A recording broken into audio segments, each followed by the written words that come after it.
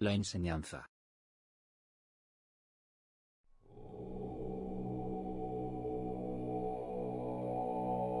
Solo la vida intensamente vivida da una sabiduría perdurable, pero la mente, que es la que nos hace cometer los errores, nos impide llegar al anfiteatro de la ciencia cósmica.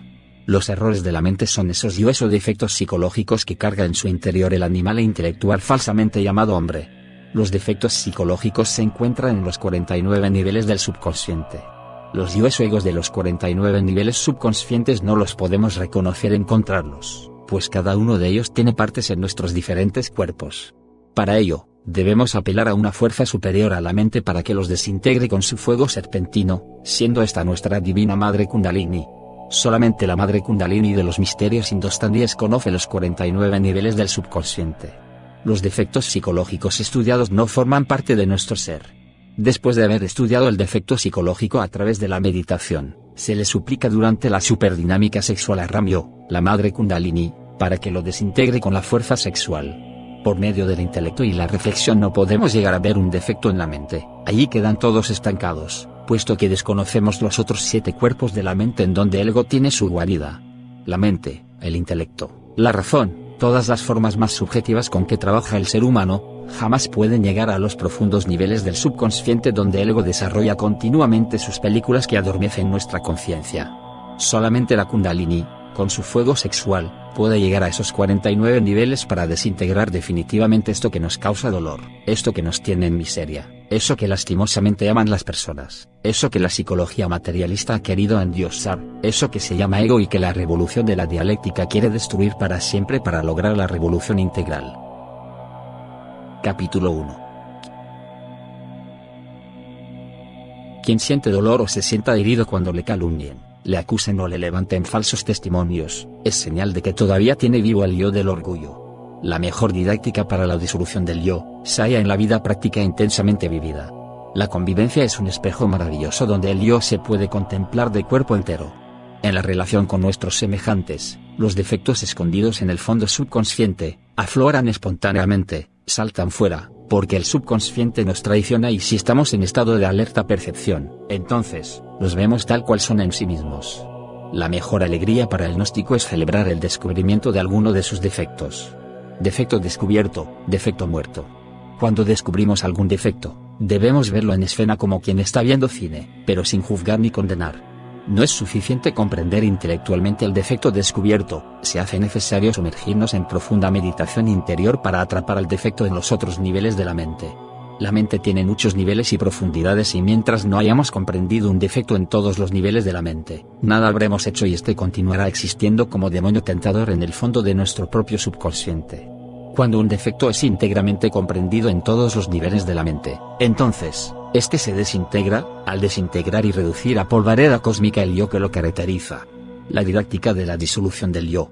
Así es como vamos muriendo de instante en instante. Así es como vamos estableciendo dentro de nosotros un centro de conciencia permanente, un centro de gravedad permanente.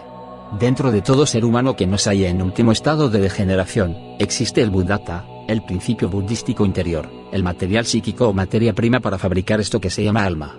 El yo pluralizado gasta torpemente dicho material psíquico en explosiones atómicas absurdas de envidias, codicia, odios, celos, fornicaciones, apegos, vanidades, etc. Conforme el yo pluralizado va muriendo de instante en instante, el material psíquico se va acumulando dentro de nosotros mismos, convirtiéndose en un centro permanente de conciencia. Así es como vamos individualizándonos poco a poco. Desegoistizándonos nos individualizamos. Empero, aclaramos que la individualidad no es todo. Con el acontecimiento de Belén debemos pasar a la sobreindividualidad. El trabajo de disolución del yo es algo muy serio. Necesitamos estudiarnos a sí mismos, profundamente, en todos los niveles de la mente. El yo es un libro de muchos tomos. Necesitamos estudiar nuestra dialéctica, pensamientos, emociones, acciones, de instante en instante, sin justificar ni condenar. Necesitamos comprender íntegramente en todas las profundidades de la mente, todos y cada uno de nuestros defectos. El yo pluralizado es el subconsciente. Cuando disolvemos el yo, el subconsciente se convierte inconsciente. Necesitamos convertir el subconsciente en consciente y eso solo es posible logrando la aniquilación del yo. Cuando el consciente pasa a ocupar el puesto del subconsciente, adquirimos esto que se llama conciencia continua. Quien goza de conciencia continua, Vive consciente en todo instante, no solo en el mundo físico sino también en los mundos superiores. La humanidad actual es subconsciente en un 97%, y por ello, duerme profundamente, no solamente en el mundo físico, sino también en los mundos suprasensibles durante el sueño del cuerpo físico y después de la muerte. Necesitamos la muerte del yo, necesitamos morir de instante en instante, aquí y ahora, no solamente en el mundo físico, sino también en todos los planos de la mente cósmica. Debemos ser despiadados para con nosotros mismos y hacerle la disección al yo con el tremendo bisturí de la autocrítica. La lucha de los opuestos. Un gran maestro le decía, buscad la iluminación, que todo lo demás se os dará por añadidura. El peor enemigo de la iluminación es el yo. Es necesario saber que el yo es un nudo en el fluir de la existencia, una obstrucción fatal en el flujo de la vida libre en su movimiento. Y se le preguntó a un maestro, signo de interrogación abierta, ¿cuál es el camino? Signo de exclamación abierta, ¡qué magnífica montaña! Dijo, refiriéndose a la montaña donde tenía su retiro. No os pregunto acerca de la montaña, sino acerca del camino. Mientras no puedas ir más allá de la montaña, no podrás encontrar el camino, replicó el maestro. Otro monje hizo la misma pregunta a ese mismo maestro, signo de exclamación abierta, ya está, justo delante de tus ojos, respondió el maestro. Signo de interrogación abierta, ¿por qué no puedo verlo? Signo de exclamación abierta, porque tienes ideas egoístas. Signo de interrogación abierta, ¿podré verlo, señor? Mientras tengas una visión dualista y digas, yo no puedo, y así por el estilo, tus ojos estarán obscurecidos por esa visión relativa. Cuando no hay ni yo, ni tú, ¿se le puede ver? Cuando no hay yo ni tú, ¿quién quiere ver? El fundamento del yo es el dualismo de la mente. El yo se sostiene por el batallar de los opuestos. Todo razonamiento se fundamenta en el batallar de los opuestos. Si decimos, fulano de tal es alto, queremos decir que no es bajo. Si decimos, estoy entrando, queremos decir que no estamos saliendo. Si decimos, estoy alegre, afirmamos con ello que no estamos tristes, etc. Los problemas de la vida no son sino formas mentales con dos polos, uno positivo y otro negativo. Los problemas se sostienen por la mente y son creados por la mente. Cuando dejamos de pensar en un problema, este termina, inevitablemente. Alegría y tristeza, placer y dolor, bien y mal, triunfo y derrota, constituyen el batallar de los opuestos en el cual se fundamenta el yo. Vivimos miserablemente toda la vida de un opuesto a otro, triunfo-derrota, gusto-disgusto, placer-dolor, fracaso-éxito, esto-aquello, etc.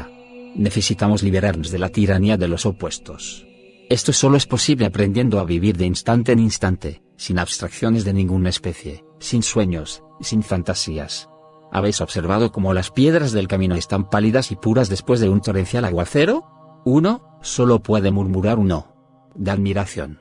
Nosotros debemos comprenderse de las cosas sin deformar esa exclamación divina con la batalla de los opuestos. Josu preguntó al maestro Nansen, signo de interrogación abierta, ¿qué es el Tao? Signo de exclamación abierta, la vida común. Respondió Nansen. Signo de interrogación abierta, ¿cómo se hace para vivir de acuerdo con ella? Si tratas de vivir de acuerdo con ella, huirá de ti. No trates de cantar esta canción, deja que ella misma se cante. ¿Acaso el humilde hipo no viene por sí solo? Recordad esta frase, la gnosis se vive en los hechos, se marchita en las abstracciones, y es difícil de hallar aún en los pensamientos más nobles. Le preguntaron al maestro Bokujo, signo de interrogación abierta, ¿tendremos que vestir y comer todos los días? ¿Cómo podríamos escapar de todo esto? El maestro respondió, comemos, nos vestimos. No comprendo, dijo el discípulo. Entonces, vístete y come, dijo el maestro. Esta es, precisamente, la acción libre de los opuestos. ¿Comemos? ¿Nos vestimos? ¿Por qué hacer un problema de eso? ¿Por qué estar pensando en otras cosas mientras estamos comiendo o vistiéndonos? Si estás comiendo, come, y si estás vistiéndote, vístete, y si estás andando por la calle, anda, pero no pienses en otra cosa. Haz únicamente lo que estás haciendo, no huyas de lo que estás haciendo, no huyas de los hechos, no los llenes de tantos significados, símbolos, sermones y advertencias. Vívelos sin alegorías, vívelos con mente receptiva de instante en instante. Comprende que os estoy hablando del sendero de acción libre del batallar doloroso de los opuestos. Acción sin distracciones, sin escapatorias, sin fantasías, sin abstracciones de ninguna especie. Cambiad vuestro carácter, amadísimos, cambiadlo a través de la acción inteligente, libre del batallar de los opuestos. Cuando se les cierran las puertas a las fantasías, se despierta el órgano de la intuición. La acción, libre del batallar de los opuestos, es acción intuitiva, es acción plena. Donde hay plenitud, el yo está ausente. La acción intuitiva nos conduce de la mano hasta el despertar de la conciencia. Trabajemos y descansemos felices, abandonándonos al curso de la vida. Agotemos el agua turbia y podrida del pensamiento habitual y en el vacío fluirá la gnosis, y con ella, la alegría de vivir. Esta acción inteligente, libre del batallar de los opuestos, nos eleva a un punto en el cual algo debe romperse.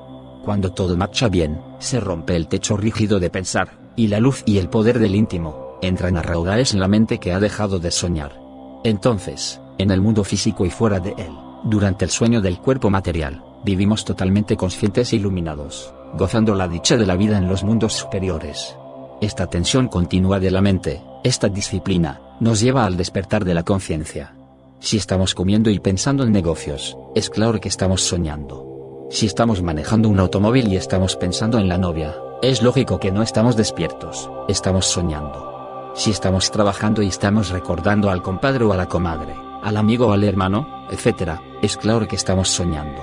La gente que vive soñando en el mundo físico, vive también soñando en los mundos internos durante aquellas horas en que el cuerpo físico está durmiendo. Se necesita dejar de soñar en los mundos internos. Cuando dejamos de soñar en el mundo físico, despertamos aquí y ahora, y ese despertar aparece en los mundos internos. Buscad primero la iluminación, que todo lo demás se os dará por añadidura. Quien está iluminado ve el camino, quien no está iluminado no puede ver el camino y fácilmente puede extraviarse en la senda y caer en el abismo. Son terribles el esfuerzo y la vigilancia que se necesitan de segundo en segundo, de instante en instante, para no caer en ensoñaciones. Basta un minuto de descuido y ya la mente está soñando al acordarse de algo, al pensar en algo distinto al trabajo o al hecho que estamos viviendo en el momento. Cuando en el mundo físico aprendemos a estar despiertos de instante en instante, en los mundos internos, durante las horas del sueño del cuerpo físico y también después de la muerte, vivimos despiertos y autoconscientes de instante en instante. Es doloroso saber que la conciencia de todos los seres humanos duerme y sueña profundamente, no solamente durante aquellas horas de reposo del cuerpo físico, sino también durante ese estado, irónicamente llamado de vigilia. La acción, libre de dualismo mental, produce el despertar de la conciencia. El cache, tengo que declarar ante el veredicto solemne de la opinión pública que la meta fundamental de todo estudiante gnóstico es llegar a convertirse en un cache, en un cosmos hombre. Todos los seres humanos vivimos en un cosmos. La palabra cosmos significa orden y esto es algo que no debemos olvidar jamás. El cosmos hombre es un ser que tiene un orden perfecto en sus 5 centros, en su mente y en su esencia. Para llegar a ser cosmos hombre, es necesario aprender a conocer cómo se manifiestan las 3 fuerzas primarias del universo: positiva, negativa y neutra. Mas en el camino que conduce al cosmos hombre, que es totalmente positivo, vemos que a toda fuerza positiva se le opone siempre una negativa. A través de la autoobservación debemos percibir el mecanismo de la fuerza opositora. Cuando nos propongamos realizar una acción especial, ya sea la aniquilación del ego, el dominio del sexo, un trabajo especial o ejecutar un programa definido, debemos observar y calcular la fuerza de la resistencia, porque por naturaleza, el mundo y su mecánica, tiende a provocar la resistencia y tal resistencia es el doble. Cuanto más gigantesca sea la empresa, más grande será la resistencia. Si aprendemos a calcular la resistencia, también podremos desarrollar la empresa con éxito. Ahí es donde está la capacidad del genio, del iluminado. La resistencia. La resistencia es la fuerza opositora. La resistencia es el arma secreta del ego. La resistencia es la fuerza psíquica del ego opuesta a la toma de conciencia de todos nuestros defectos psicológicos. Con la resistencia, el ego tiende a salirse por la tangente y postula disculpas para callar o tapar el error. Por la resistencia, los sueños se tornan difíciles de interpretar y el conocimiento que se quiera tener sobre sí mismo se torna nublado.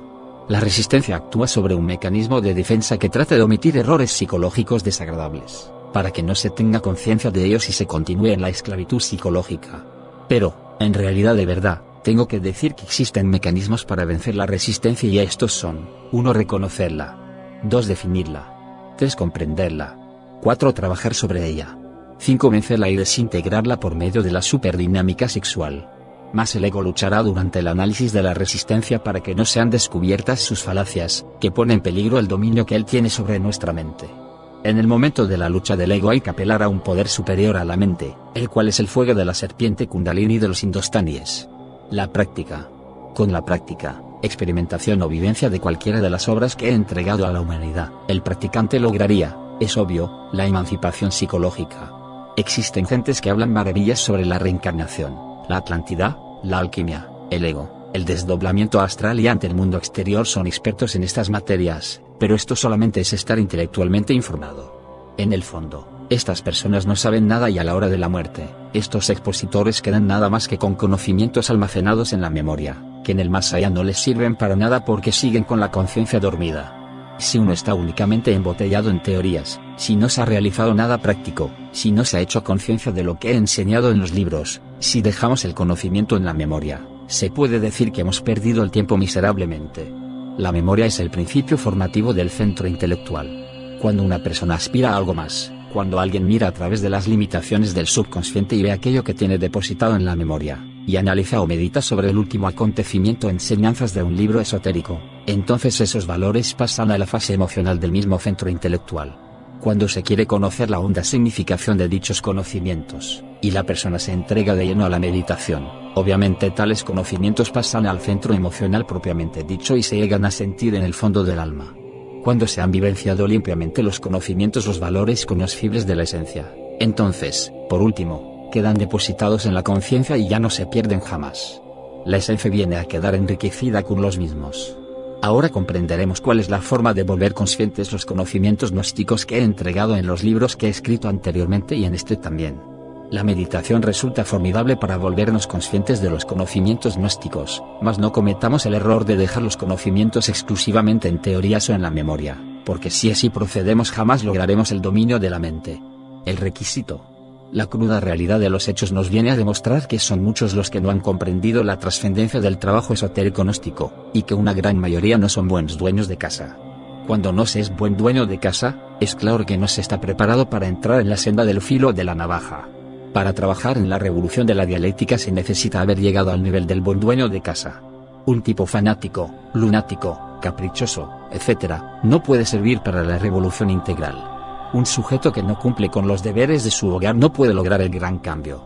Una persona que es mal padre, mala esposa o mal esposo que abandona su hogar por tal o cual hombre o mujer, jamás podrá llegar a la transformación radical. La piedra angular de la psicología revolucionaria está en el requisito de tener un perfecto equilibrio en el hogar, ya siendo un buen esposo, buen padre, buen hermano y buen hijo. Perfecto cumplimiento de los deberes que existen para con la humanidad doliente. Convertirse en una persona decente. Quien no cumple con estos requisitos jamás podrá avanzar prácticamente en estos estudios revolucionarios. El derrotismo. El animal intelectual, falsamente llamado hombre, tiene la idea fija de que la aniquilación total del ego, el dominio absoluto del sexo y la autorrealización íntima del ser, es algo fantástico e imposible, mas no se da cuenta que este modo de pensar tan subjetivo es fruto de elementos psicológicos derrotistas que manipulan la mente y el cuerpo de aquellos que no han despertado la conciencia. La gente de esta época caduca y degenerada carga en su interior un agregado psíquico que es un gran estorbo en el camino de la aniquilación del ego, y este es, el derrotismo. Los pensamientos derrotistas incapacitan a las personas para elevar su vida mecanicista a estados superiores. La mayoría de las personas se consideran vencidas aún antes de iniciar la lucha o el trabajo esotérico gnóstico.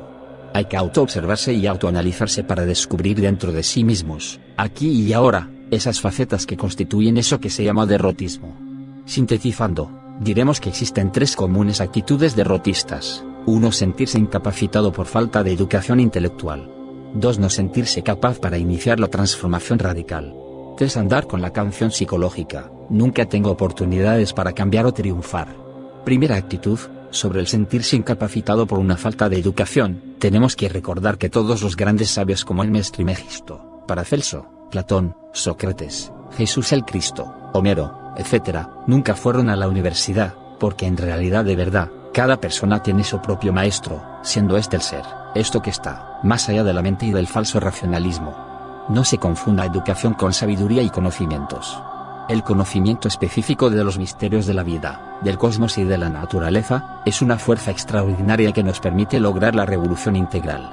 Segunda actitud, los robots programados por el anticristo ciencia materialista se sienten en desventaja porque no se sienten capaces, y esto debemos analizarlo.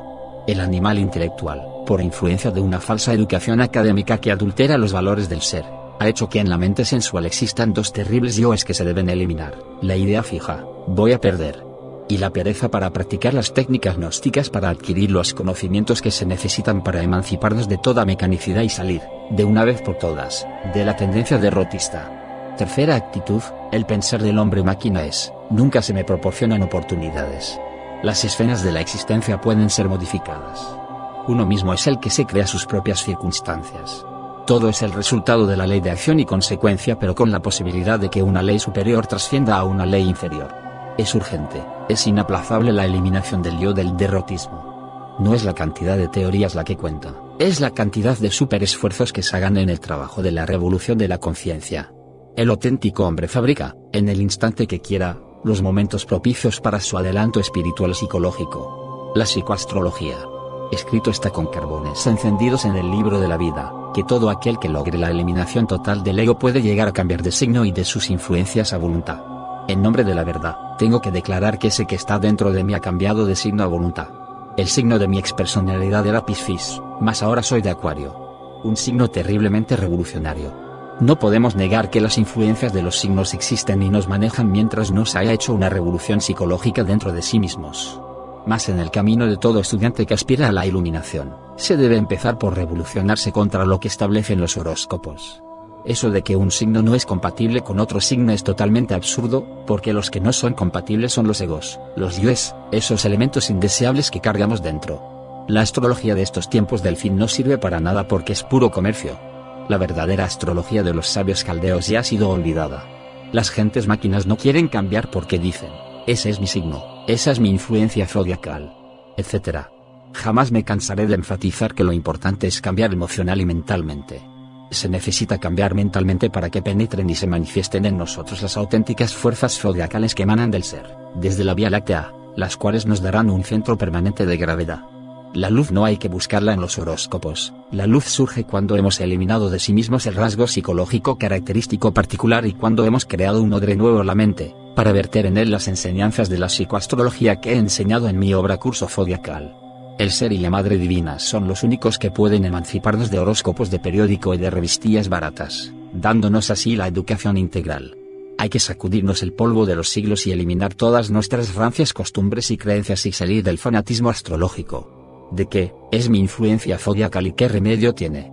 Esta forma de pensar tan subjetiva es un sofisma de distracción del ego. La retórica del ego analizando detenidamente al bípedo tricerebrado llamado hombre, llegamos a la conclusión lógica de que todavía no tiene un centro permanente de conciencia, de gravedad.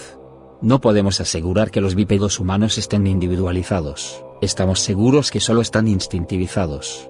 Es decir, que solamente son impulsados por yoes que manipulan a su antojo el centro instintivo. El querido ego no tiene individualidad alguna, es una suma de factores de discordia, una suma de pequeñas catexis sueltas y energías psíquicas egoicas. Cada pequeño yo de los que constituyen la legión denominada ego, tiene realmente su propio criterio personal, sus propios proyectos, sus propias ideas y su propia retórica. La retórica del ego es el arte de hablar bien y con elegancia, de una manera tan sutil que no nos damos cuenta en qué momento hemos ya caído en el error. La retórica del ego es tan subliminal que por esa razón nuestra conciencia está así de dormida y sin darnos cuenta. Vemos el ego con su retórica llevando a los pueblos a una carrera armamentista, el volumen del comercio pesado, aviones, buques de guerra y transportes blindados entre los países tercermundistas se duplicó entre 1973 y 1976, en tanto que se elevaron al doble sus importaciones. Lo curioso es que en una época en la que se habla de control de armas y de paz, los países en vías de un supuesto desarrollo con la ayuda de los supuestamente industrializados, aumentan su capacidad de destrucción. ¿Es esto, cabe preguntar, el camino adecuado para el desarme y la paz mundial? Todo lo contrario, es la retórica del ego. Mientras los bípedos humanos siguen fascinados con los inventos y con todas las aparentes maravillas del anticristo, la ciencia materialista, en Etiopía, desde 1973 hasta la fecha, han muerto 200.000 personas del hambre. ¿Es esto civilización? Esta es la retórica del ego. El bípedo humano solo quiere vivir en su mundito que ya no sirve para nada. La psicología materialista, la psicología experimental, no sirve para nada. La prueba es que no ha podido solucionar los problemas mentales que afectan al pueblo de los Estados Unidos. Prueba de ello es que continúan y se multiplican por las grandes ciudades de la Unión Americana las famosas pandillas. Veamos, en la ciudad de New York existen los sucios, grupo cuyos miembros son de unos 30 años de edad, usan ropas sucias y botas de piel. Y se reúnen en los techos de las casas y se enorgullecen de que se les considere buenos billaristas. Los ciclistas desconocidos, también, más o menos de la misma edad, se visten a la usanza de los ángeles infernales y llevan chamarras de cuero con grandes ciperes. Sus bicicletas son viejas Twin que han sido adaptadas con horquillas alargadas para que semejen motocicletas. La violencia es una parte aceptada de su vida, en cada uno de los miles de integrantes y pandillas que existen en ese país y que lastimosamente los bípedos humanos de otros países quieren imitar. ¿Es esto liberación psicológica?